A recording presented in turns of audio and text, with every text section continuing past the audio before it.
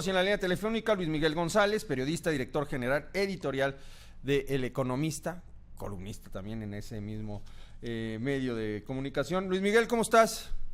Primitivo, es un gusto estar contigo y con tu auditorio. Gracias por estar con nosotros. Oye, Luis Miguel, ¿cómo vas viendo esta situación, los números de las cuentas del gobierno en torno al presupuesto del próximo año? Vemos a Miguel Ángel Mancera muy enojado porque le están recortando recursos que del Fondo de Capitalidad, hay recortes a la organización del famoso Sistema Nacional Anticorrupción, que debe arrancar propiamente este año, pero que no tiene dinero para ponerse en marcha de manera adecuada.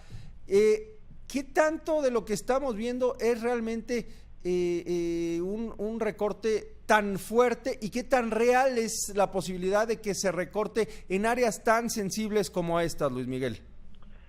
Empezamos por el presupuesto en lo general. El recorte parecería poca cosa, 240,000 millones de un presupuesto de 4,700,000 millones. Ajá. De otra manera, si comparáramos solo lo que está como recorte anunciado del total, pues dirías, bueno, es aproximadamente el 6%. Sí. Pero hay que recordar que una buena parte del presupuesto no se puede tocar. Ajá. Cuando digo no se puede tocar, es lo que se conoce como gasto no programable, es aquello que ya está etiquetado. Pongo, por ejemplo, el pago a deuda, el pago a pensiones. Ajá.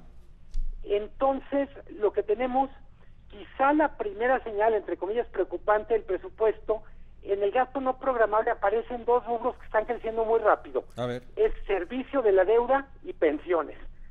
Me preocupa en particular el tema de pensiones, Ajá. en buena medida porque seguimos con el cuento de que somos un país joven y que una de nuestras ventajas es el bono demográfico.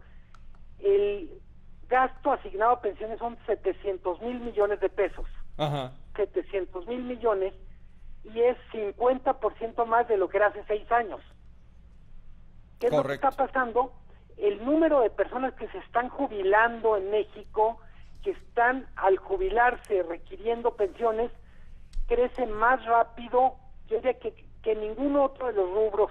Crece más rápido, por supuesto, que el PIB, crece más rápido que la recaudación de impuestos, y en ese contexto hay que decir, probablemente 2017 es el primer presupuesto donde nos pone de frente a esa realidad.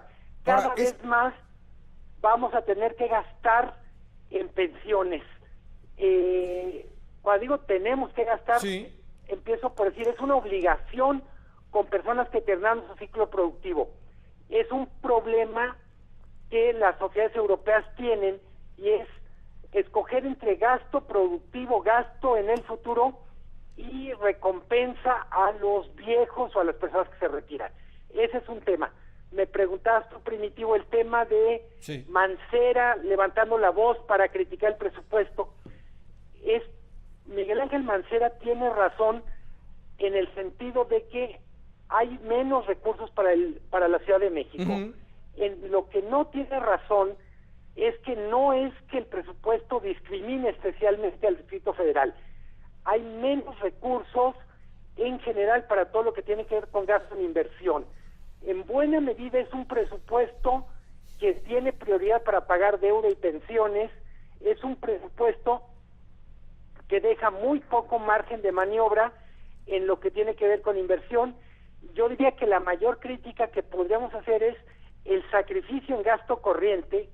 Lo que se conoce como servicios personales, sueldos, salarios, es muy pequeño. Por poner un ejemplo, en gasto corriente solo se recorta 4% y en gasto de inversión se recorta 24%. Solo 24%, es decir, estamos hablando de que porque además se supone que el gobierno iba a gastar menos, no solamente este año o en 2017, sino en 2016 y 2015 y en los años anteriores, pero el gasto del gobierno no ha bajado.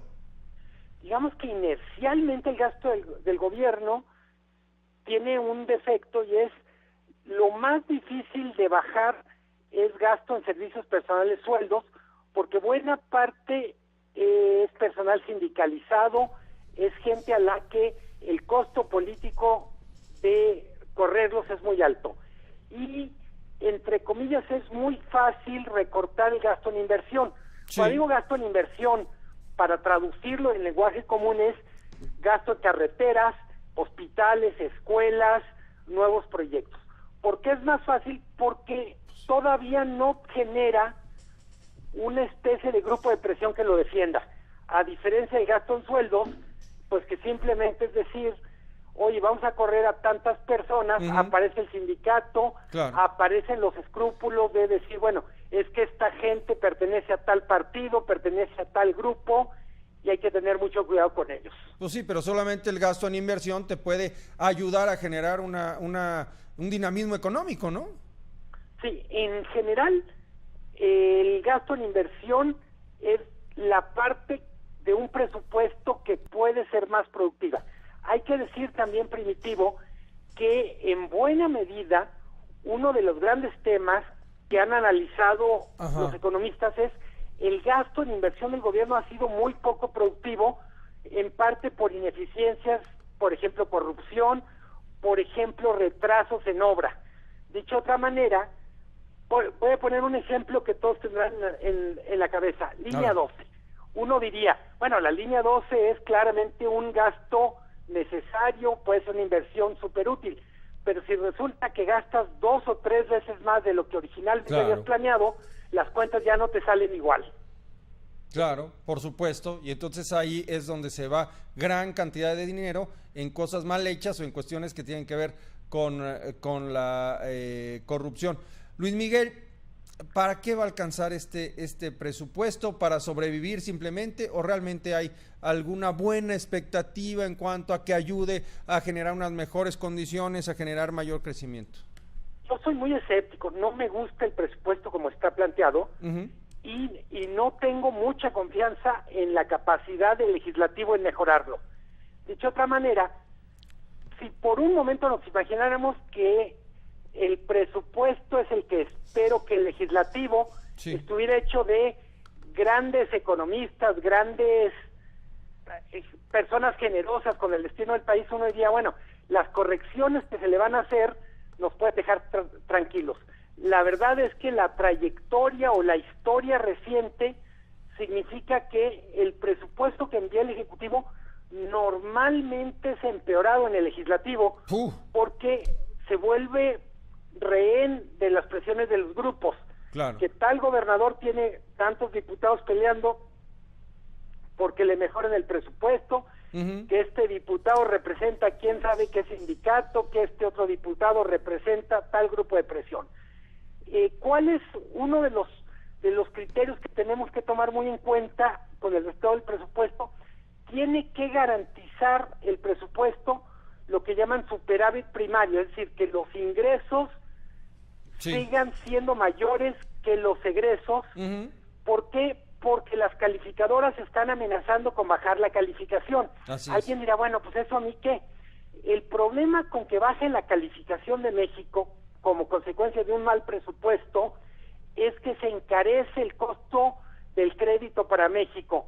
Cuando digo México, no es solo el gobierno, es empresas y a la larga todo el país. Digamos, lo más importante del presupuesto es que las calificadoras no lo reprueben.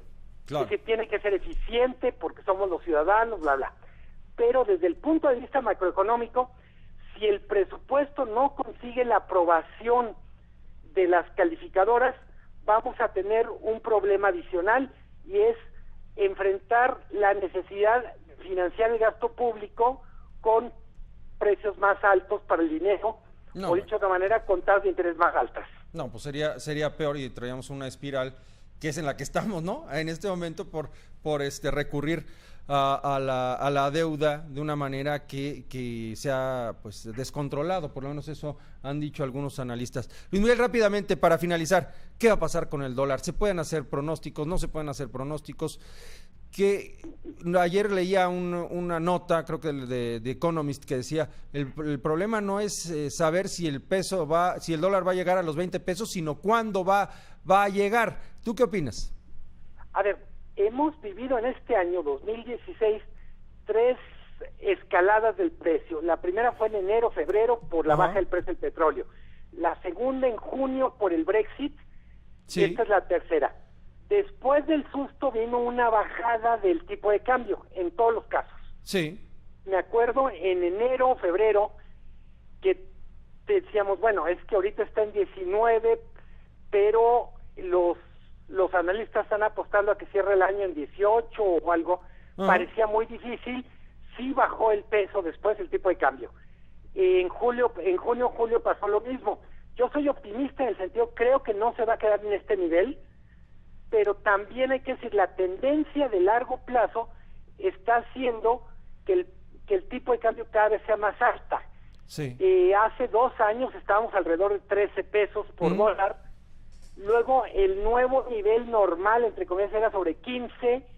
El siguiente nivel normal, estoy hablando ya en finales del año pasado, principios de era 17. Sí. Yo diría que ahora el nivel normal al que va a tender a bajar está más pegado a los 18, 18.50. Hay Sí. que recordar, el propio presupuesto 2017 Sí. lo calcula en 18.20. Uf. Pero Es- no eso. Es 18.20, Ajá. es 1.30, 1.40 abajo de donde está ahorita, Sí. pero es casi 2 pesos arriba de como estaba al empezar el año. Es cierto, es cierto. Sí, hace año y medio estábamos en 14 pesos. El problema es que esos intervalos que estás diciendo, Luis Miguel, se están moviendo muy rápido hacia arriba y bueno, pues la escalada no se detiene. Luis Miguel, muchas gracias como siempre por tomarnos la llamada. No, hombre, es un placer, Primitivo, un gusto estar con ustedes. Igualmente, un fuerte abrazo para ti, para todo el equipo de El Economista.